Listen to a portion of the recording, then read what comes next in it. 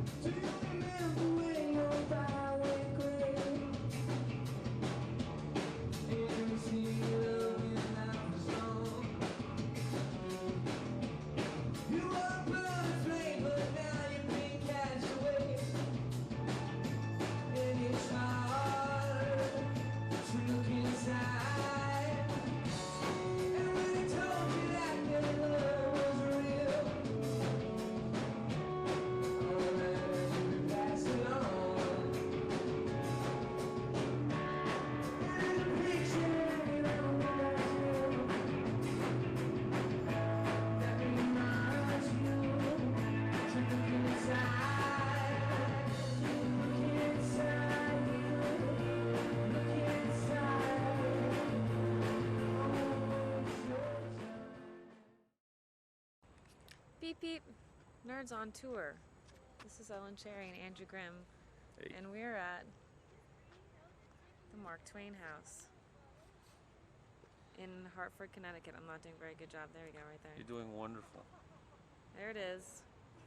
We just learned all about Mark Twain. The image of God, but not otherwise resembling him enough to be mistaken for him by anybody but a very nearsighted person. I believe that our Heavenly Father invented man because he was disappointed in the monkey. Mark Twain.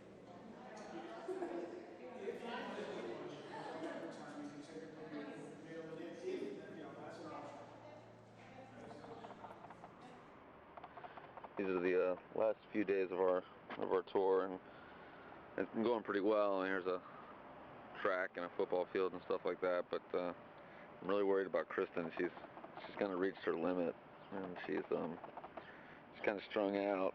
And so, you know, life on the road's tough. It's tough, you know. But here we are in the parking lot of the Twain house, and she's reduced to this. She found this muffin in the ground. On the ground, and she's been eating it, and she's just been picking away at it, and then like pieces are falling on the ground. She's just picking up pieces of asphalt, and I don't want to be wasteful. yeah, she's actually the only human with a gizzard. She's using that to break down some of the tougher pieces. Is that what gizzards do? Yeah, I believe so. And then she's been mainlining vitamin water. Look at the size of that vitamin water. That is huge. Large as my preternaturally small head. That's bigger than your skull. I have a very small head. You do have a small head. I can wear children's hats. Hmm. That's where. It's amazing that my brain can even do the most basic functions. It's true. I mean, I'm amazed by that anyway, but just the fact that it's probably smaller than most people's brains. All right. Well, there she. Oh, look at her. That's sad. What a sad world. All right. Here we go.